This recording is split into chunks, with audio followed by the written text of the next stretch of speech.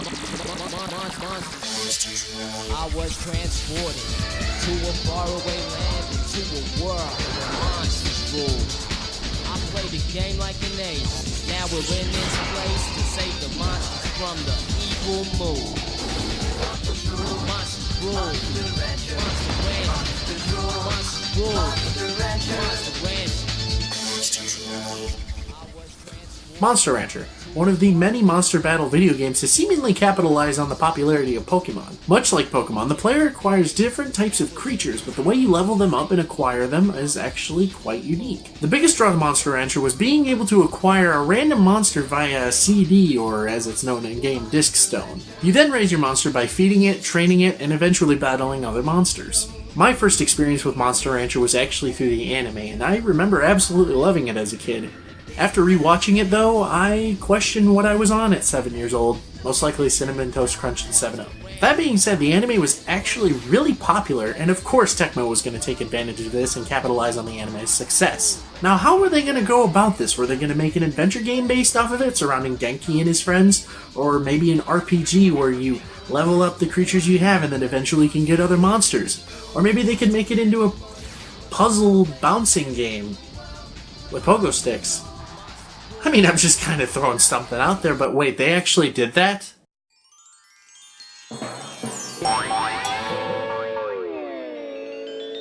Yeah, you heard me right. Pogo sticks. Monster Rancher Hop-a-Bout is Tecmo's answer to adapt the anime into a game, and it's just really bizarre. It was released for the PlayStation 1 almost 2 years after the show began. And who the hell thought this was the way to go? Well, the story begins with Suezo and the rest of the monsters being abducted by aliens, I think, while they slept and are sent to some weird checkerboard platform world in the sky. Where's Genki and the girl? Where are they? Fucking tell me. They then find that they must bounce through all of the levels in order to get home and continue their quest to stop the evil Moo, and that's it. There's not really anything else to the story, and the way it's explained to you is through a comic style intro, and I have even more questions than answers. Like, what the fuck is going on here, and where's Tiger? He's clearly on the cover. Where's my demon doggo? Presentation wise, Monster Rancher Hop-a-Bout is really bland. The graphics for PS1 are not that great at all. The game came out nearly 2 years after Metal Gear Solid, Spyro the Dragon, and even Crash Bandicoot Warped. And when compared to Hop-a-Bout, it's like comparing diamonds and shit. They're not the same. One's shit and one's pure. I don't know. All the character models look like the pogo sticks are shoved right up their asses. With the exception of Suezo, he just looks like he's bouncing on his wiener. The backgrounds and platforms are so boring and uninteresting, and the music, while upbeat, gets very annoying very quick, and it just loops continuously. All the panels on the platforms have different symbols that have different effects, and they're easy to make out as long as you're close to them. Anything farther out becomes a garbled mess, and yeah, you could argue that the console's limitations are the cause, but again, these came out 2 years before this game! The gameplay is very simplistic. Your character doesn't stop bouncing no matter what button you push. It's futile anyway, since the only buttons that do anything in-game are Start and the D-pad! You use the D-pad to move your character left, right, forward, and back, and that's all you do! Woohoo!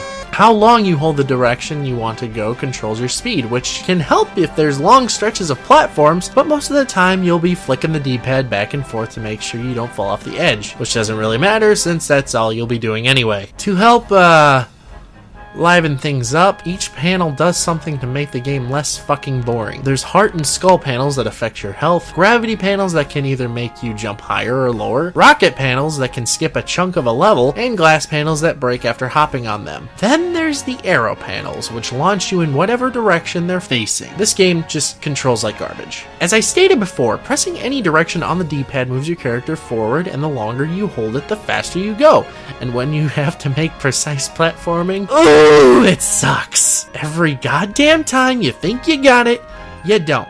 You just don't. And every level is designed to just piss you off. I mean, what kind of level design is this? Let me give you a hint. It's not! Each stage also has a time limit, which makes the game even more frustrating when coupled with the tight platforming. There will be times where you need to be precise with your jumps, which just eats up your time. There are panels that increase your time, but like the heart panels, there are accompanying panels that decrease your time. You'll often find yourself dying over and over and over again and replaying the stage more than once. Speaking of levels, I wonder how many there are. Well, why don't we look it up and find out?